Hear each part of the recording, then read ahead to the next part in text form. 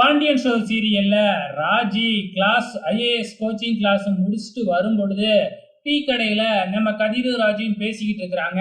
அப்ப கிளாஸ் ரொம்ப கஷ்டமா இருக்கு. நான் கூட எக்ஸாம்லாம் ரொம்ப ஈஸியா இருக்கும்னு தான் நினைச்சேன். ஆனா இவ்வளவு கஷ்டமா இருக்கு. இப்படிலாம் இருக்கும்னு தெரிஞ்சிருந்ததுன்னா நான் ஐஏஎஸ் கோச்சிங்கே போயிருக்க மாட்டேன் அப்படிங்கிற மாதிரி சொல்லிக்கிட்டு இருக்கிறாங்க இந்த ராஜி. இதை கேட்ட உடனே கதிருக்கு பயங்கரமா கோவம் வந்து அதே இடத்துலயே பிடிச்சி திட்டி போடுறாப்ல. உடனே ராஜி அங்க இருந்து கோச்சிக்கிட்டே வீட்டுக்கு வந்துருது.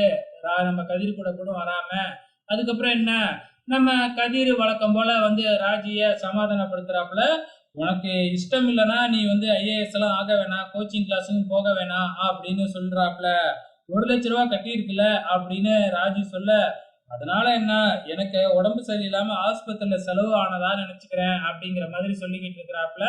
ஆமா, ஐஏஎஸ் ஆகணும்னு நீ தான் சொல்ற, ஆசைப்படுறியே ஒழிஞ்சு நீயா அதுக்காக ஒரு ஸ்டெப் கூட எடுத்து வைக்க மாட்டேங்கிற அப்படின்னு வந்து பாத்தீங்கன்னா நம்ம கதிர் வந்து ராஜியை பார்த்து கேட்க, ராஜிக்கே ரொம்ப கேவலமா இது இருக்கு. ஸோ நம்ம இப்படித்தானே இருக்கோம் அப்படின்னு சொல்லிட்டு இப்ப மறுநாள் காலையில கதிர் எந்திரிக்கிறதுக்கு முன்னாடியே நம்ம ராஜி புறப்பட்டு கிரவுண்டுக்கு ஓடி போய் ரன்னிங் ஓடிக்கிட்டு இருக்கிறாங்க.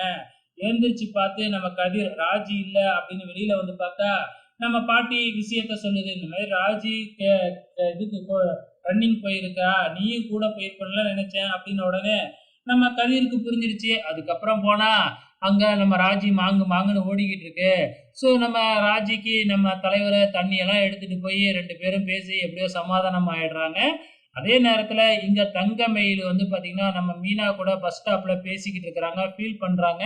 இந்த மாதிரி சரவண மாமாவை வேற ஒரு பொண்ணோட பார்த்தேன் அப்படின்னு சொல்லி ரொம்ப ஃபீல் பண்ணி அழுதுகிட்டு இருக்கிறாங்க. ஆமா, நான் பண்ணினதுக்கு அவரு என்கிட்ட இனிமேக்கெல்லாம் பேசவே மாட்டாரு. நான் என் வாழ்க்கையை பார்த்துக்கிறேன். கொஞ்ச நாள் ஃபீல் பண்ணுவேன். அதுக்கப்புறம் விட்டுருவேன் அப்படின்னு சொல்லிட்டு தங்கமேல் அது மாட்டுக்கும் கிளம்பி போயிடுச்சு.